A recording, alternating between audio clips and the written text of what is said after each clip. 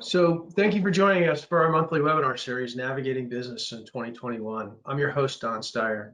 These webinars are held on the third Thursday of each month at 1 p.m. Eastern, and they're designed to bring a diverse group of experts and thought leaders together to share approaches, tools, and that you can use to impact your organization in today's environment and moving forward. They're all open to the public, and you're welcome to join us for all of them. We're happy to announce that WBB is now part of the Circle family, so you may hear us refer to ourselves as WBB or Circle. It's the same thing. A couple items before we get started, just to reassure you how to go to the webinar platform works. Your mic's automatically muted, your video is turned off, so no one can hear or see you. For any questions or thoughts you might want to share, please use the Q&A feature on your screens. You can submit questions throughout the presentation. And if we don't get to your question live, we'll send you a message following the webinar. We'll also send you notes from today's presentation, including any resources we may reference. We hear a lot about today's topic, artificial intelligence, and many of us, to many of us, it can sound somewhat magical and confusing. So today I'm really honored to introduce our presenter, Jack Davenport. Jack is our Director of Machine Learning, and he brings a wealth of experience from both commercial and government around these topics of AI, machine learning, natural language processing, and so forth, and really has a unique perspective. So first of all, welcome, Jack, and great to see you. Hey, Don, thank you very much for the. So let's just jump right into the deep end of the pool. So what's AI? What's this AI, ML, artificial intelligence, machine learning? What is it? What really? Why should we care? Okay, so I guess, Don, where I'd like to start is with what AI and ML are not. You mentioned earlier, not magical. I want to just kind of foot stomp on that. It's not magic. You still, there's no silver bullet here. You still have to do your normal engineering, system engineering, and have a concept of operations and do some development and test and maintain the system and all of that. All those engineering principles are still at play. But the algorithms that are being talked about here, and we'll get to those in a little bit, are very powerful. Another thing that it is not is a way to completely replace human users. We want to assist users to do what they do best, and that's complex decision making. And we can automate a lot of things through these AI and ML techniques to help those users do just that. So that's kind of what it's not. What AI and ML is, let's see, if you do some reading on that or just Googling on that, you'll probably get a lot of articles that talk about the types of algorithms that are being used. And for today's purposes, the way I want to think about that is machine learning is a collection of algorithms that learn from data. There are a couple of types called unsupervised and supervised, and we'll talk about those in a minute. And then for artificial intelligence, I'd like to use the definition that it's a collection of algorithms that fall into the category of what we call reinforcement learning. And those algorithms help us make decisions. So they're more complex. Now these machine learning algorithms, I mentioned supervised and unsupervised. A supervised algorithm is trained on what we call a labeled data set or ground truth. A supervised algorithm, an unsupervised algorithm doesn't have to be trained that way, and it can find patterns in data just because the data has similar characteristics. It doesn't have to know ahead of time what it's looking for. Whereas that supervised collection of algorithms, they're trained to find something specific. So let me give an example of that. Let's say you want to find dogs in a collection of pictures that you have. Then you can train an algorithm with a collection of pictures of dogs. And then when you send it 1 million pictures, some of which have dogs in them, it'll find dogs throughout all of those pictures. The unsupervised algorithm, you could send it those 1 million pictures and it would cluster together all the ones that had dogs in them, but it doesn't know that it's looking for dogs. It just knows it's looking for things that are similar. And so that's kind of a way to think about that. The reinforcement learning algorithm, an example there is some algorithms that are used in robots. For example, we see now that I see commercials that say CVS might deliver my prescription to my door by a robot. But anyway, the fact that it can navigate a sidewalk and go around objects that it needs to, it has learned how to do that, and that's more complex decision making. So maybe a little bit of a summary here. Machine learning algorithms can automatically extract information out of data if they've been trained to do so. They can also find patterns in data that are there. Those are the unsupervised types of algorithms. And then these artificial intelligence algorithms can provide new decision paths for us. They can mimic human decision making. But all of these algorithms can process data at scale that we as humans cannot, and can sort and filter that data and get it to humans so they can do what they do best, which is that complex decision making we were talking about. Okay, so that's really good. It helps really kind of split that, because people confuse artificial intelligence and machine learning. They use them interchangeably all the time. So if in fact we're not trying to replace humans, so where do those humans fit? I mean, is an artificial intelligence bot going to take away my job? That kind of thought process. Yes, we get asked that a lot, right? And people get a little scared about that, right? Oh my goodness, my job going away. Well, the goal here is to not take away jobs, but to get humans to doing things that they are best at. And there are some things that machines can do, and maybe do better than humans, and then give humans more time to do what they do best. And we found one kind of model to help us decide how the humans fit into this overall scheme of employing these advanced techniques. And it's really how the human fits into a loop. So the loop here is talking about any kind of workflow process that we're going to employ. And we can think about this in humans being in the loop, on the loop, or out of the loop. And what you're seeing here is, the human is required in the loop. The human is not required if they're on the loop, but they can provide a check or validation. And then if the human's out of the loop, the machine is doing all the work of that particular process. Now, a few examples from our daily lives here, just to get us honed in on this loop concept. One that I've thought of is the grocery store. The cashier, in the traditional sense, the cashier at the grocery store is in the loop, and I have to go through that lane and let that human scan my goods and take my payment.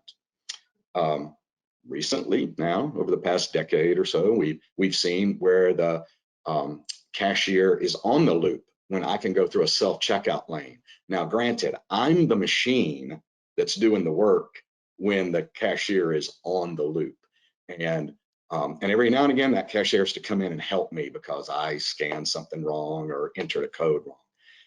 And then out of the loop for a grocery store cashier would be a scenario I haven't seen personally yet, but I have seen videos now of Amazon Marketplace having a smart cart where you scan, I the human, and I'm the machine that scans the goods in the cart, and I can pay at the cart, and I never have to see a grocery store employee involved in that.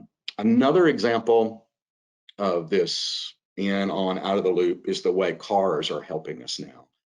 Think about you're driving your car and there's another car stopped ahead of you, and you need to stop before you hit that car.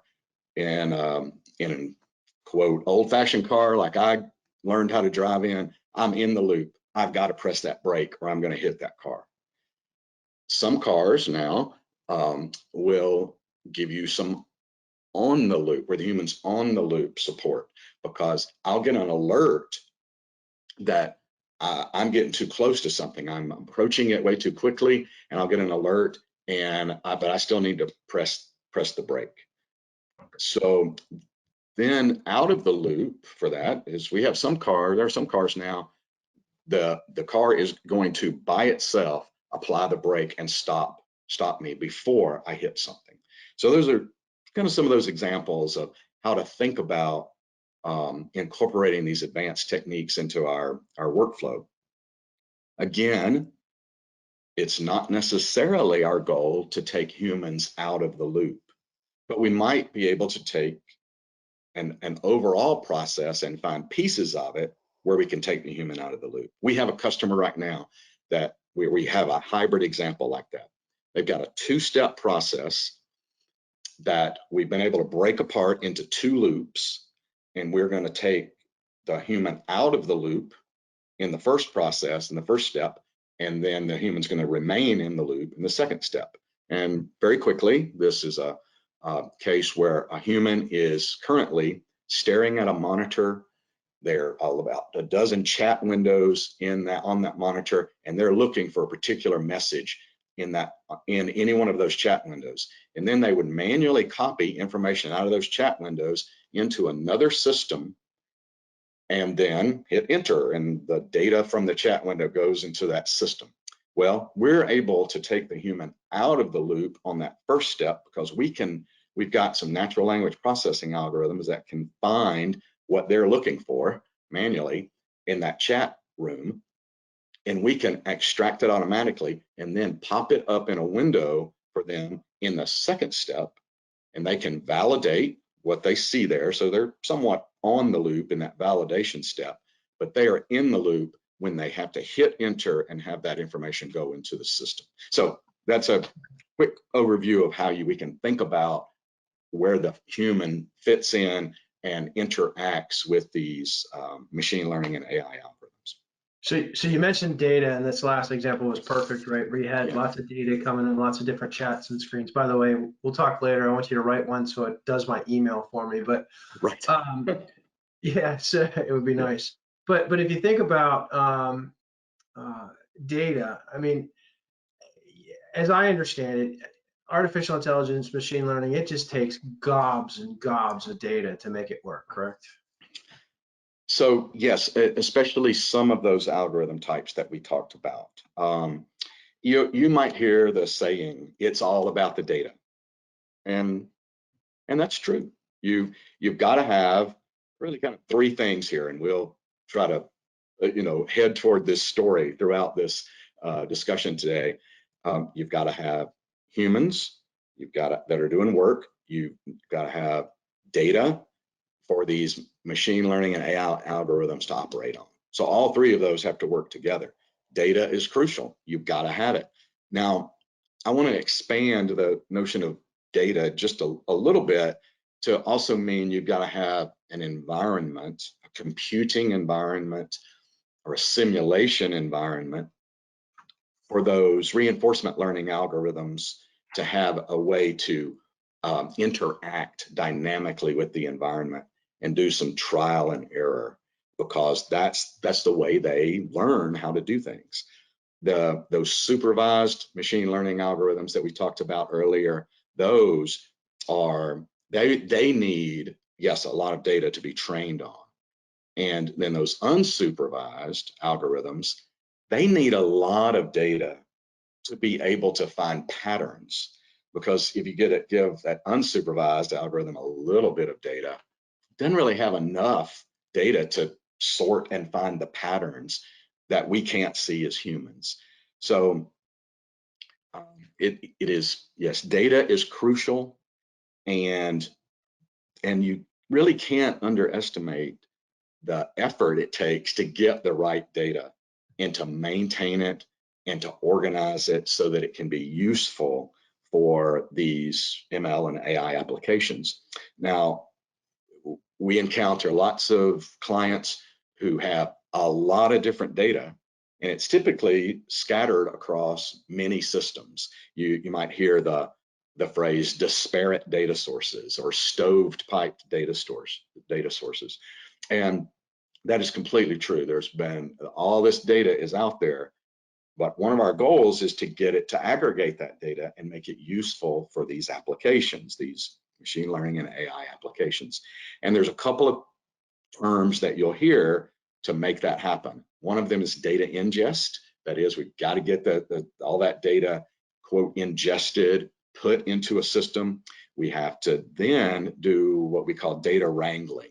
And that is to cleanse that data, normalize it into a form so that these applications can use it. And the kind of people that can do that kind of work for your organization would be data scientists, database experts, some database administrators who can understand that data and get it organized properly. So data scientists sometimes use these machine learning algorithms to learn about the data that they have. That when we talked about an unsupervised algorithm that could sort data and cluster it together, data scientists love that because they can take a huge mountain of data and they don't know what all's there, and they can start to see how to organize it. So data management and data governance is very important when we're talking about having a program that will be able to be sustained over time. So you've got to have that right data to support the right kinds of algorithms that are the right choice for the problem that you're trying to solve. So as we move through this, you were talking about artificial intelligence, you're talking about the need for data, you're talking about different techniques to put all this together. So how do you decide what type of algorithm, what technique to use?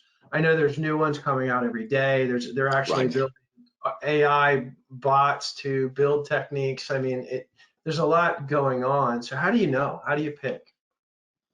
Yeah, so I think you have to decide. You have to look at your overall workflow that you're trying to improve and enhance in some way, and decide, okay, maybe we're going to take just one part of it, and that one part of it means I want to understand what kind of information I've got across this very complex set of data that I'm just starting to use it and I don't know what to do yet. Well, that's where you could use one of these unsupervised machine learning algorithms to help you sort that data and cluster it. For example, there's a way to operate on textual data and run an unsupervised algorithm called topic modeling that will organize that data set into topics, top things that are, such that documents will be put into a topic, and you find that all of the documents in that topic are basically talking about the same thing, and that helps you understand that data set. But maybe you've got a workflow that you're wanting to enhance, and maybe it's got, let's say it's got video data that a human is currently staring at all day. And what they're trying to do is identify when something moves in that video.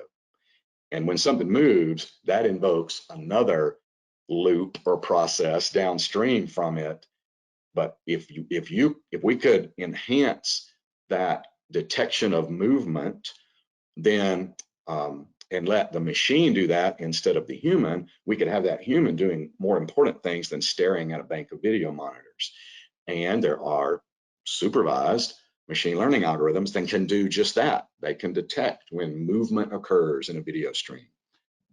Let's see. Let's talk about maybe you've got a case where you want to mimic human decision making, and you want to use one of those reinforcement learning algorithms that we talked about. I'll just give you an example from our everyday life right now. Let's say that you commute in a metropolitan area and you're fighting traffic all the time. I did that for 10 years around the DC area, and I had to figure out how to go from around the Pentagon over to the Annapolis area day in and day out. And I had lots of different ways that I tried, did a lot of trial and error. So I was doing this reinforcement learning technique myself. And I settled on my preferred routes. Now, this reinforcement learning algorithm technique operates on the notion of a reward function, if you will. What's going to lead to mission success? Now, my particular reward function in that scenario of commuting was I wanted to keep moving. I might drive a little further just as so that I could keep moving. You can program an algorithm to have a reward function that makes sense in your problem set. And so I did this. I was embedding what I learned in my head over 10 years about that driving, that commuting. And then I would turn on Waze maybe, and it would say, hey, turn right here. And I would say, oh no, I know better because I've been doing this for 10 years. But Waze probably knew that there was an accident over the hill that I couldn't see, right? And that's what these AI applications can bring to us. They can bring different perspectives to our decision making. And we don't have to turn over the decision making to a machine, but we can let the machine inform our decision making. We have, I think, what is a very exciting project going on with one of our clients where they want to do some wargaming. And right now, they use simulations that they've built up over the years, and humans run those simulations, and they configure the simulation and say, we want this aircraft to do this ship to do this, and we've got maybe enemy aircraft here and enemy ships here.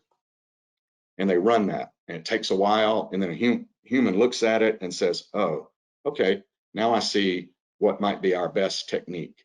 Well, what we're doing now is developing algorithms that mimic that human decision making by trial and error. It runs millions of scenarios like I just described, and over time, with lots of different battle space configurations, it will learn the techniques that will accomplish mission success.